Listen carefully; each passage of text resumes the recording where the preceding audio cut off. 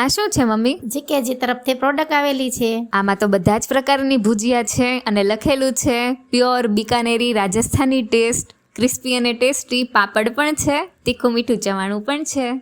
ઘણી બધી પ્રોડક્ટ આવેલી છે. હાસ તો કેટલી બધી રેન્જ છે અને પ્યોર ઓછા તેલમાં આ બને છે. અને આ છે બિકાનેરી ખોખા ભુજિયા. તો આની આપણે રેસીપી બનાવીશું. તેના માટે તેલ મૂકેલું છે. તેલ ગરમ થાય એટલે રાઈ, જીરું, લસણની કટકી, હિંગ, તીખા મરચાંની કટકી ઉમેરીશું. કાંદો છે એને ગોલ્ડન બ્રાઉન થાય ત્યાં સુધી આપણે સાતળવાનો છે. ત્યાર પછી ટમેટાં ઉમેરીશું.